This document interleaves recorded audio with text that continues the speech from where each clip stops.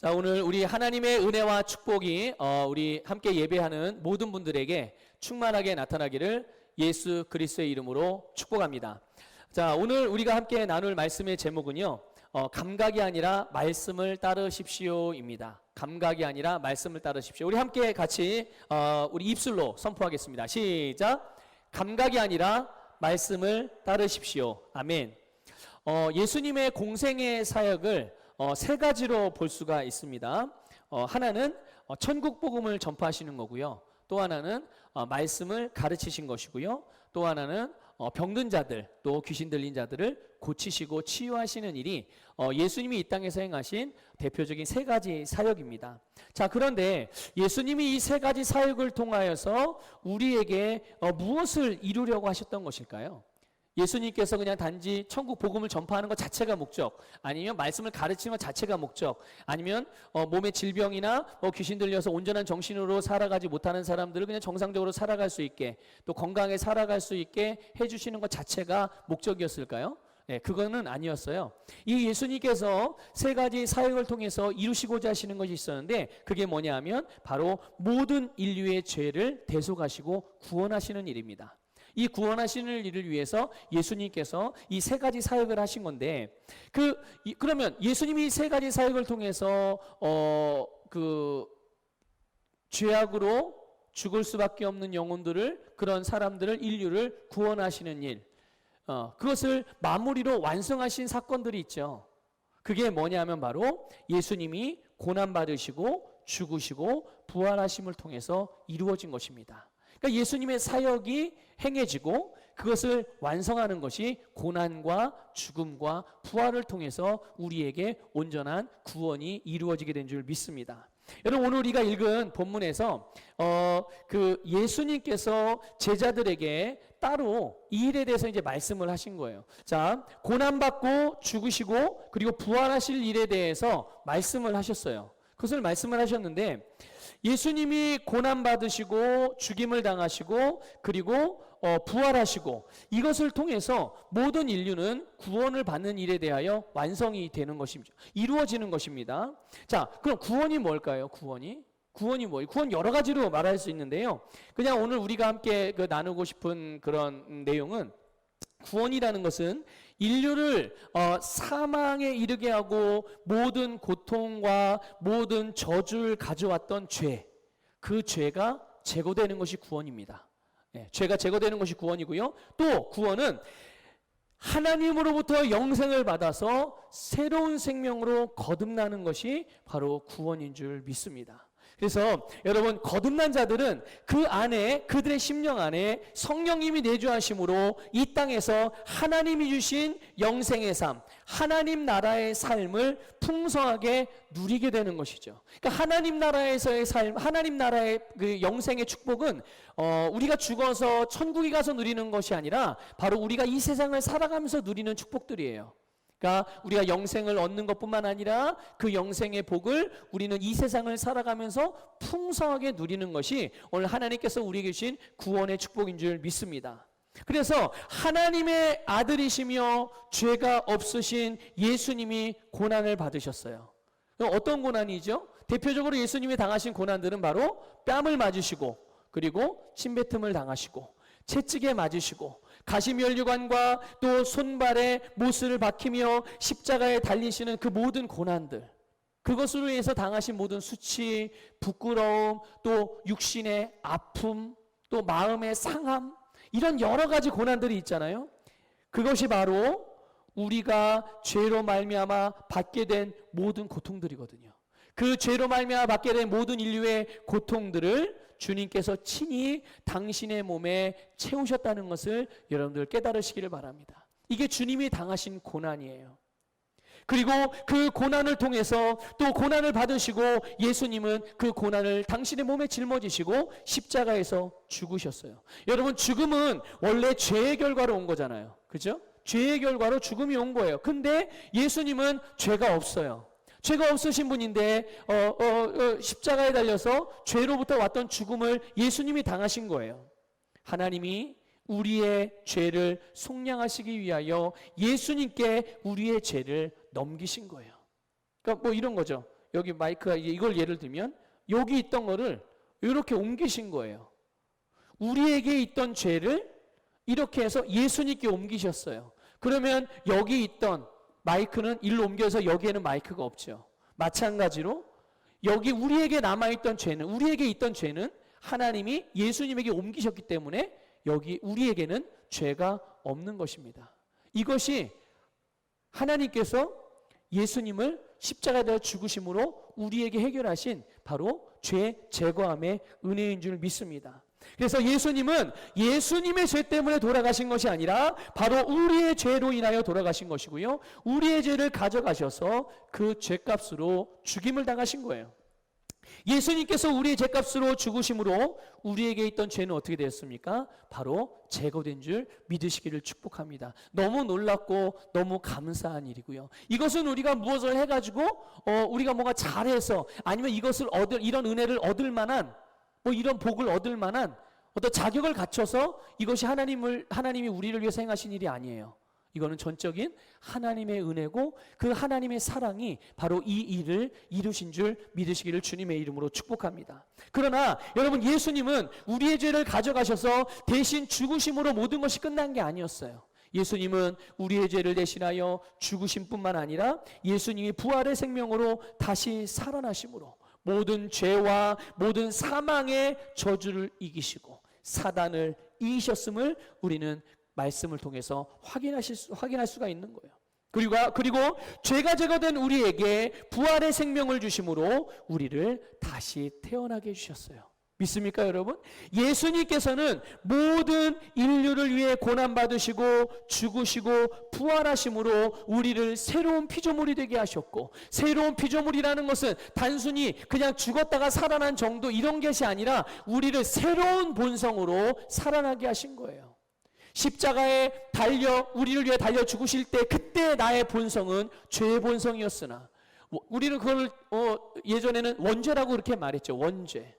그거를 예수님이 짊어지시고 십자가에서 죽으심으로 우리에게서는 더 이상 원죄가 남아있지 않는 거예요. 죄의 본성이 남아있지 않는 겁니다. 우리의 죄를 가지고 태어난 육신의 혈통을 따라 태어난 이전에 우리는 십자가에서 죽으실 때 동일하게 우리 같이 죽고 예수님이 부활하실 때 우리도 예수님의 부활의 생명으로 다시 태어나게 된 것인데, 우리가 가지고 태어난 그 생명은 의의 본성을 가진 완전히 전혀 다른 본성을 가지고 태어나게 된 것이죠.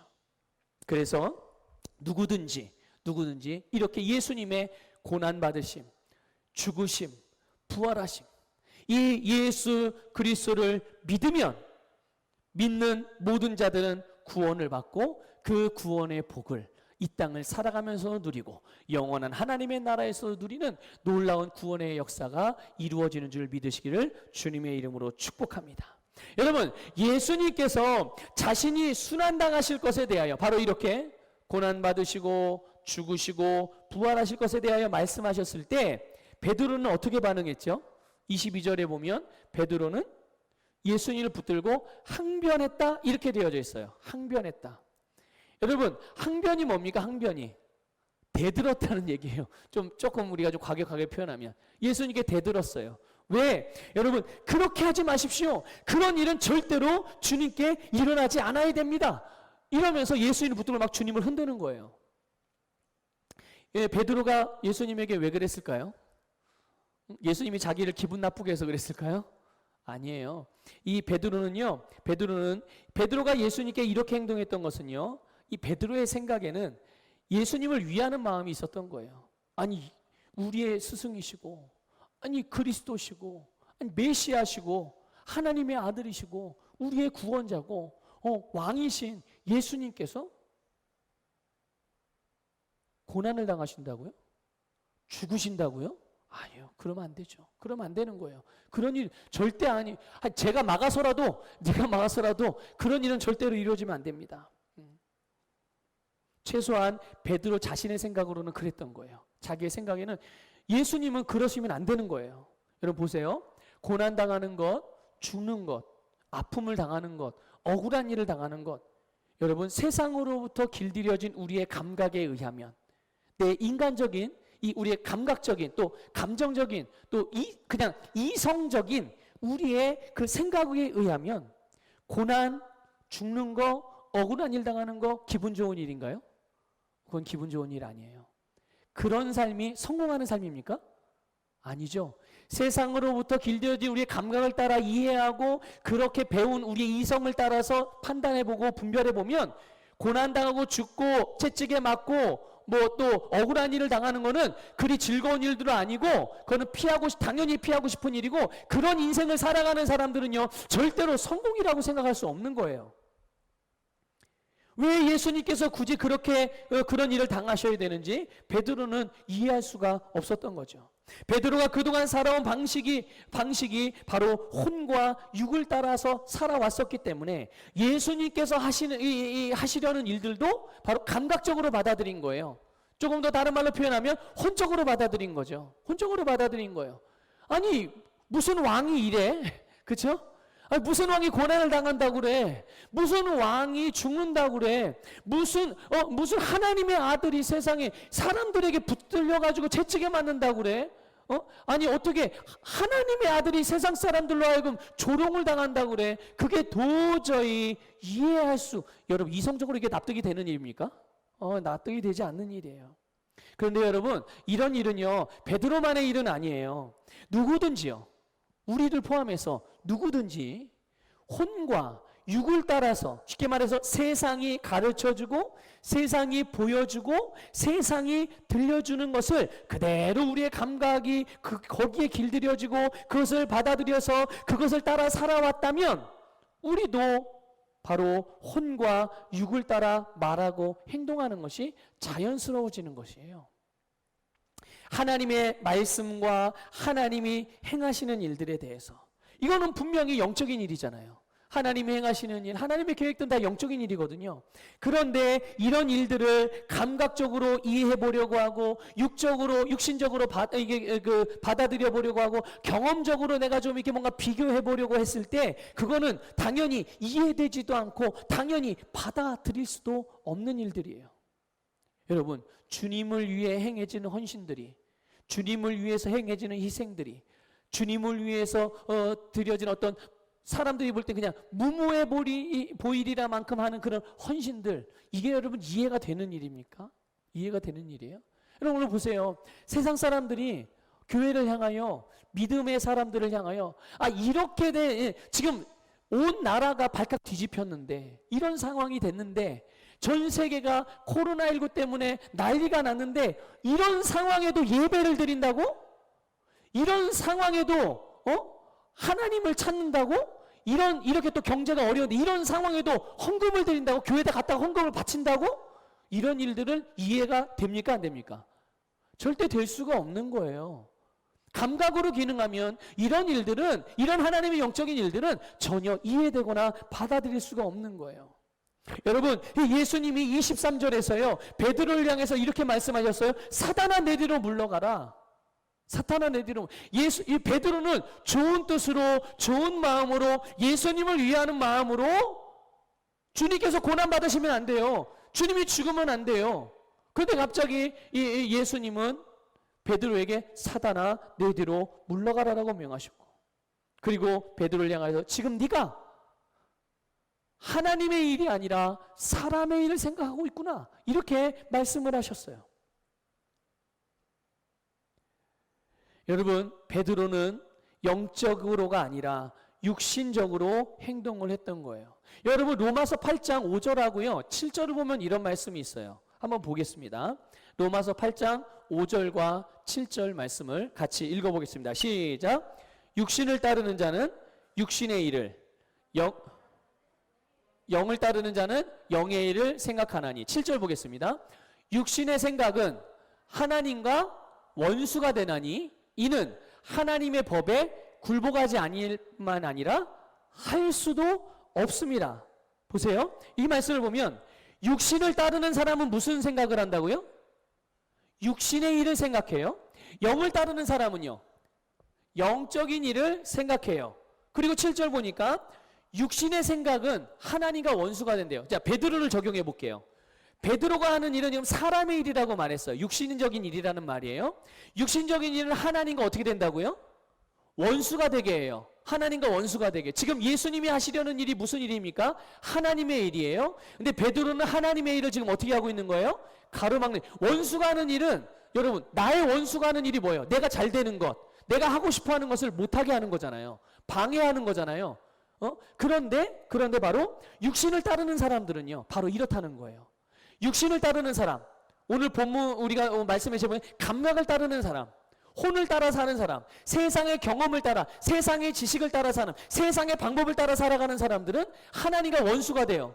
관계적으로 원수가 되는 건 아니에요. 하나님의 일을 회방한다는 얘기예요. 하나님의 일을 회방하는 거죠. 하나님의 일이 이루어지지 못하도록. 지금 예수님이 하나님의 일을 이루려고 하시는데 이 베드로는 자기는 그냥 좋은 마음으로 했던 일이지만 결국 그것은 하나님의 일을 이루지 못하게 만드는, 하나님과 원수되는 일을, 하나님이 하시고자 하는 일을 제한하고 가로막는 일을 하고 있는 거예요. 여러분, 주님께서 하시고자 하시는 일은 그건 반드시 그것은 인류를 구원하시는 일이고, 인류를 구원하시기 위해서는, 그 일을 완성하기 위해서는 고난, 죽으심, 부활의 과정이 반드시 필요했던 거예요. 그런데 베드로의 생각은 어떤 거예요?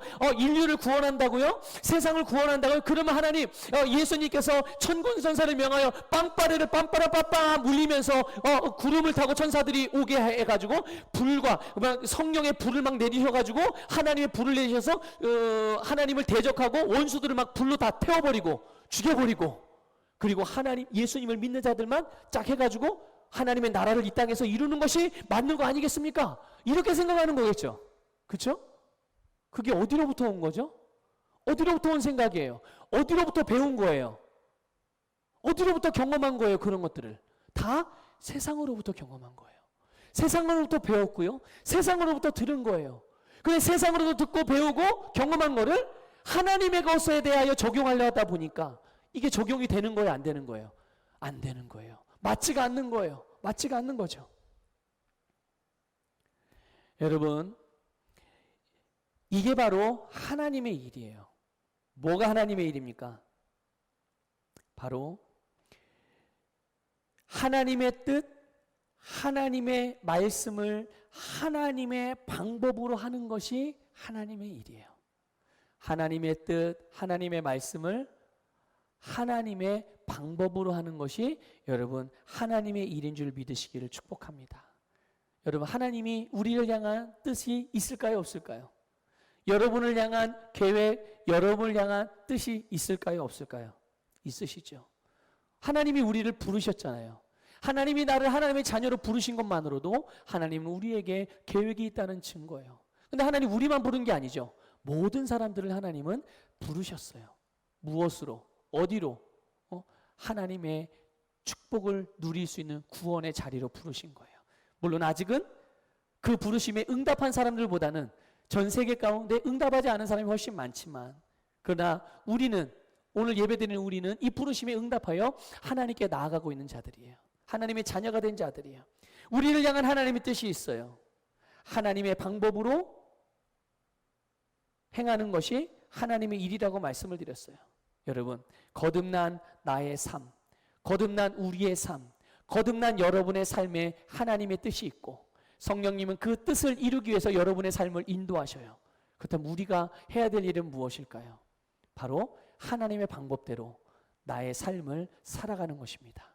나의 가정을, 나의 직장 또는 기업을, 나의 자녀를, 나의 학업을, 내가 하나님이 나에게 주신 시간, 하나님이 나에게 주신 재능, 하나님이 나에게 주신 물질, 하나님이 나에게 주신 모든 것, 하나님이 나에게 주신 나의 세상, 이것을 바로 하나님의 뜻대로, 하나님의 방법으로 살아가는 것이 곧 우리가 하는 하나님의 일이라는 것을 믿으시기를 주님의 이름으로 축복합니다.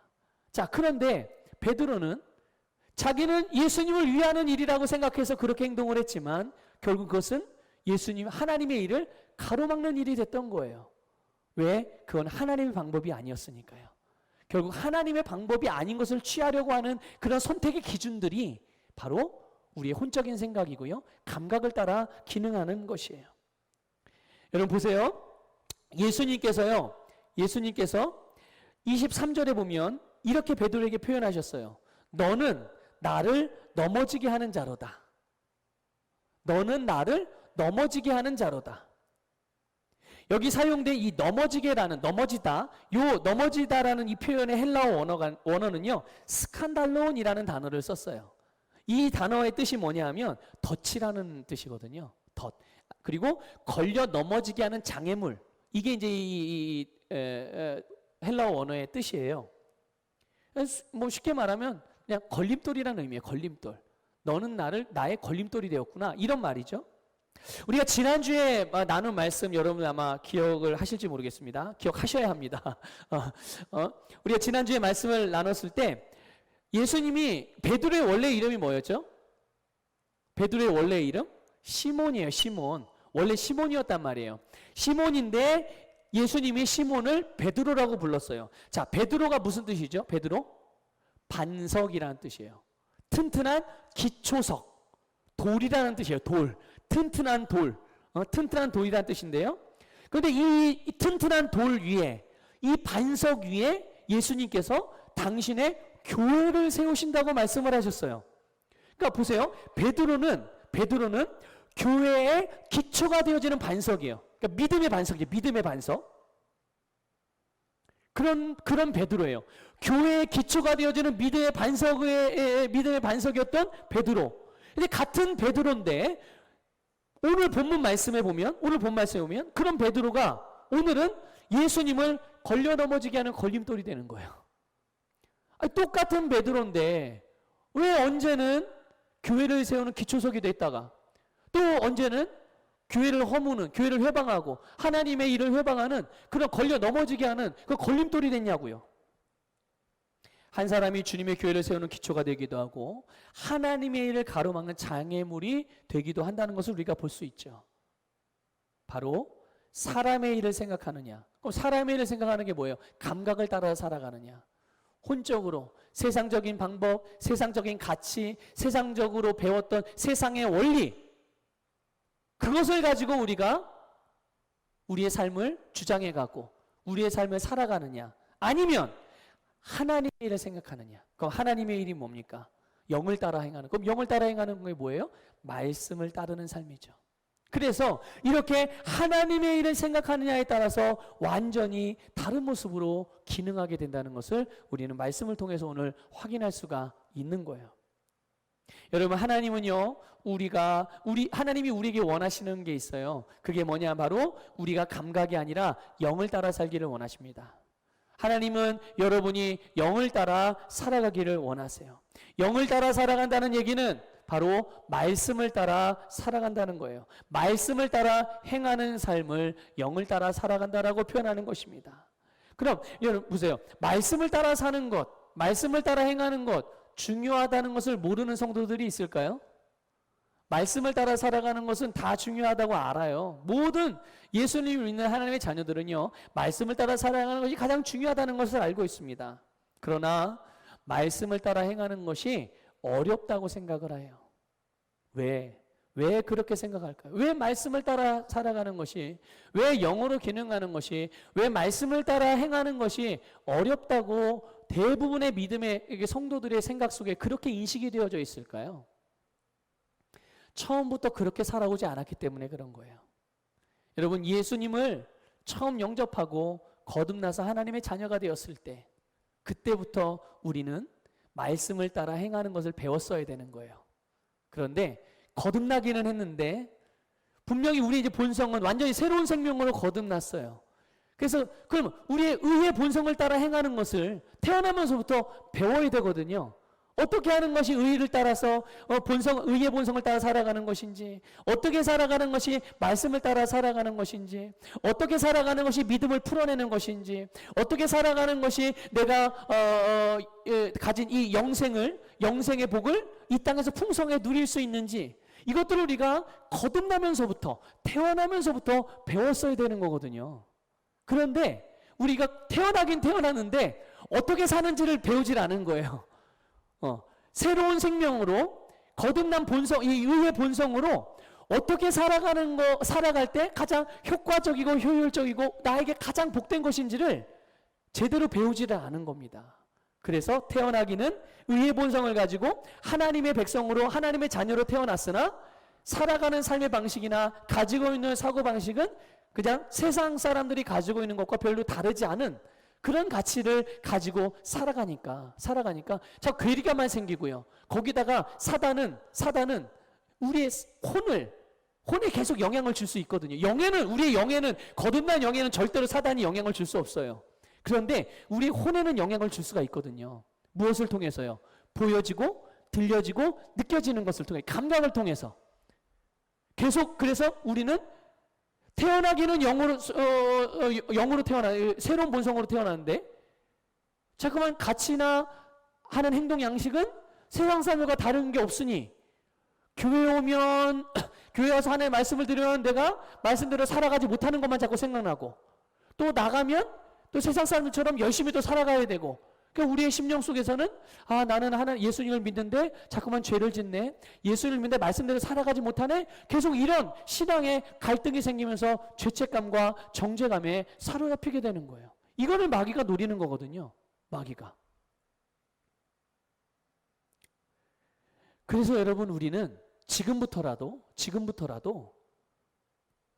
새롭게 거듭난 우리의 의의 본성을 따라 살아가는 원리, 말씀을 따라 살아가는 원리를 배우셔야 하고요. 그 말씀을 통해서 우리는 새로워져야 될 줄 믿습니다. 어디가요?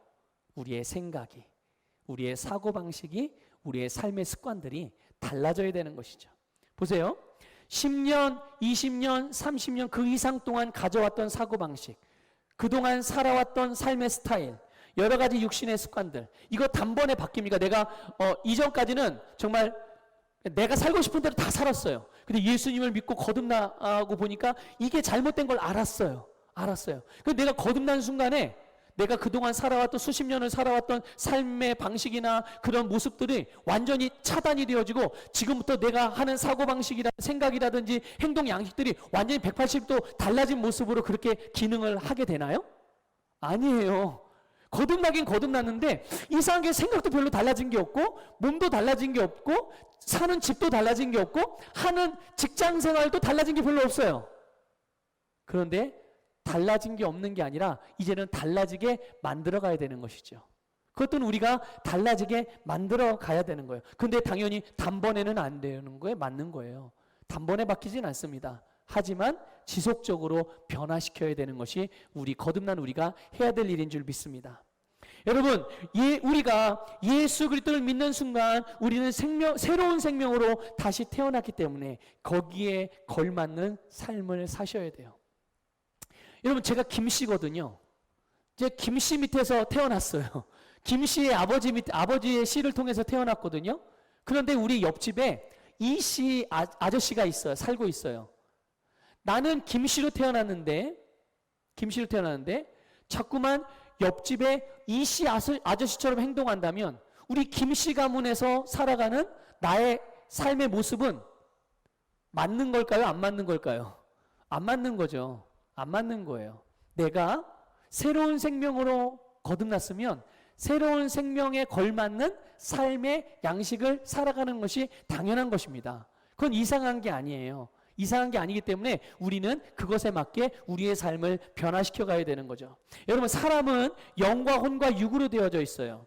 그런데 이 중에 혼은 색깔로 비유하면 무색이에요. 무색. 색깔이 없어요. 투명한 색깔. 그런데 혼은 어떤 특징을 가지고 있냐면요. 그러니까 혼은 우리의 그 지정의, 그러니까 우리의 생각, 또 우리의 감각, 감정들이죠. 그런 것, 또 우리의 의지, 이런 것들을 관장하는 기관이에요. 자, 근데 이 혼은 한 가지 특징이 있는데, 어떤 색을 칠하든지 그 칠해진 색을 따라서 그 색이 마치 자기의 색인 줄 그렇게 인식을 하고요. 그렇게 밖으로 나타내요. 이게 무슨 말이냐면요. 이렇게 말씀드려 볼게요. 우리의 생각은 혼이거든요. 우리의 생각에다가 하나님의 말씀을 넣어요. 우리의 생각에다가 하나님의 말씀을 넣습니다.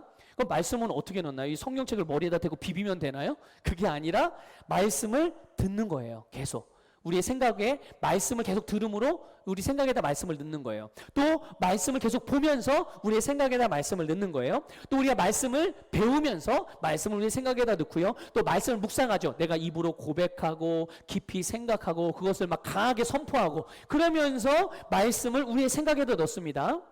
그러면 우리의 혼은요, 말씀의 특징을 내요. 혼이 자기가 영인 줄 알아요. 그래서 영인 줄 알고 그렇게 인식을 하는 거예요. 그래서 혼이 영적인 특징을 나타냅니다. 말씀의 특징을 나타내는 거예요. 그래서 그런 혼의 다스림을 받는 몸의 몸도 혼의 모습과 똑같은 모습으로 따라서 기능하는. 왜냐하면 혼이 몸을 명령하는 거니까. 그렇죠? 우리의 그 혼이 정신세계가 몸을 이게 다스리게 돼, 몸에 영향을 주고 몸을 컨트롤하는 거기 때문에 내 혼에다가 말씀을 넣어주면 내 몸도 말씀의 열매를 나타내는 그런 기능들을 하게 돼요. 반대로 혼에다가 세상적인 것을 넣어요.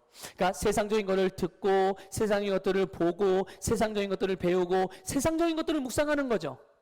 그러면 우리의 혼은 세상적인 것들이 내 건 줄 아는 거예요. 자기 건 줄 알고서 계속 세상적으로 기능하고 세상적으로 기능하는 그것이 그런 컨트롤을 가지고 우리의 몸을 컨트롤하는 거죠. 몸을 컨트롤해서 우리의 삶의 모습이 세상적인 사람과 다르지 않게 나타나게 만드는 거예요. 이게 혼의 특징이에요. 그러니까 내 생각을 무엇으로 단련하느냐에 따라서 내가 보고 듣고 경험하는 것들에 대한 나의 반응이 달라지게 되는 거예요. 말씀으로 내 생각을 계속 단련을 하고 훈련을 시키면 어떤 상황이나 어떤 형편이나 어떤 것들을 만나고 보고 듣고 그러든지 내 몸의 반응은 당연히 어떤 반응이 나타날까요? 말씀의 반응이, 믿음의 반응이 나타나는 거예요. 믿음의 반응이 심지어 무의식적으로라도 그렇게 되는 거예요. 그런데 반대로 내가 내 생각을 계속 세상적인 것들과 세상적인 가치로 계속 길들여 와요. 계속 거기에 내 생각을 머무르게 만들고 계속 그렇게 되면 내가 어떤 상황을 딱 만났을 때 그것을 위한 어떤 해결책, 그것을 받아들이는 어떤 나의 태도, 그것을 분별하고 판단하는 어떤 나의 판단력, 그런 것들이 세상적인 기준으로 딱 작동을 하게 되는 것이죠. 우리의 혼의 기능이 바로 그런 거예요. 여러분, 그렇기 때문에 이제 거듭난 우리는 새로운 피조물이에요. 우리는 영으로 거듭난 것입니다. 새로운 피조물은 영으로 기능하는 사람들이에요. 말씀을 따라서 살아가는 사람들입니다. 우리의 영은 거듭난 순간 새롭게 되었어요. 그러나 우리의 생각이나 몸의 습관은 아직 온전하게 변화되지 않았기 때문에 우리 안에 계신 성령께서 우리를 말씀으로 인도하세요. 그래서 우리의 생각과 우리의 몸의 습관을 변화시킬 수 있도록 도와주시는 줄 믿으시기를 축복합니다. 여러분 여러분 안에 계신 성령님이 여러분의 변화되지 않은 생각과 아직 변화되지 않은 그런 육신의 습관들을 바르게 변화될 수 있도록 성령님이 여러분을 말씀 앞으로 인도하시는 거예요. 말씀으로 여러분을 인도해 주시는 거예요. 그래서 우리를 말씀 앞으로 이끌어 주시는 줄 깨달으시기를 축복합니다. 성령님이 그렇게 우리를 인도하실 때 여러분들은 기쁨과 감사함으로 그 말씀 앞에 우뚝 서시기를 주님의 이름으로 축복합니다. 그래서 성령의 인도하심을 따라서 우리가 성경 말씀, 그렇죠? 성경 말씀과 그리고 우리 자신, 여러분 각자가 속해 있는 그리스도의 몸, 그게 어디입니까? 여러분이 속해 있는 교회 공동체가 어디예요? 우리는 안산서부교회죠. 여기에서 선포되어지는 말씀, 그러니까 쓰여진 성경 말씀과 여러분이 속해 있는 믿음의 공동체, 교회 공동체에서 선포되어지는 그 말씀을 들음으로 우리의 혼에, 우리의 생각에 말씀을 심을 때 우리의 생각은 말씀으로 새롭게 변화되는 것입니다. 그리고 우리의 생각이 말씀으로 변화되는 만큼 우리는 성령의 인도를 더 잘 받을 수 있고 우리의 몸 역시 변화된 우리의 생각을 따라서 기능하게 되고 결국은 우리의 삶 자체가 말씀의 결과를 나타내는 하나님께서 예수님을 통해서 이루신 일들이 실제로 우리의 삶에도 동일하게 나타나는 삶의 열매가 되는 줄 믿으시기를 축복합니다. 여러분, 그런 삶이 바로 정복하고 다스리며 승리하는 삶인 줄 믿으시고, 여러분 우리는 이제 더 이상 감각으로 기능하지 아니하고 영으로 기능하는 자예요. 다시 말하면 감각이 아닌, 생각이 아닌, 육신이 아닌, 혼이 아닌 하나님의 말씀을 따라 살아가는 자들임을 인식하여서 오늘, 내일, 아니 앞으로 우리에게 남겨진 모든 삶의 순간순간들을 하나님의 말씀으로 살아내는 여러분이 되시기를 주님의 이름으로 축복합니다.